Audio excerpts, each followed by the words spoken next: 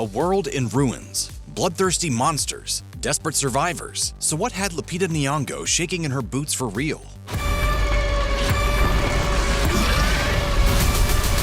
There's an old saying in Hollywood, never work with children or animals. A Quiet Place Day One star Lupita Nyong'o had her own, more specific rule, never work with cats. The actress admitted in an interview on CBS Mornings, "I've been terrified of cats my entire life. Terrified. I wouldn't even be in a room with a cat. I just found them suspicious. If they were any bigger, they would eat us." I think cats are actually just small lions.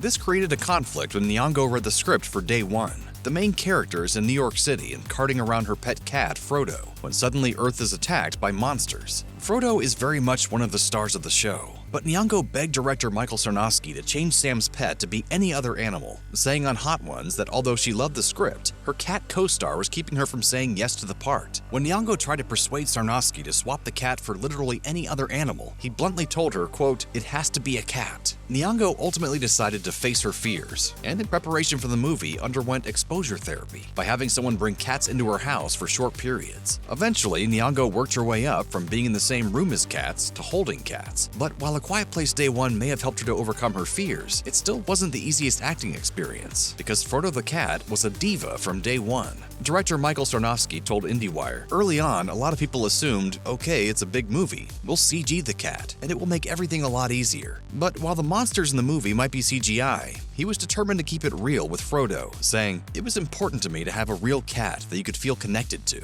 As is often the case with animal characters in movies, Frodo the cat was actually played by multiple actors. Two cats, Nico and Schnitzel, teamed up to portray the intrepid feline. And Nyong'o did give credit to her feline co-stars in an interview with the Radio Times, saying, "Cats are very individualistic and very independent, and so what they were able to teach these cats to do was astounding." However, as she points out, cats are natural divas. They're difficult to train and easily spooked, so whenever a cat was on set, they automatically became number one on the call sheet. She said, "It was like, quiet on set, Schnitzel is here, and then everybody gets quiet, because you have to make it comfortable for a cat."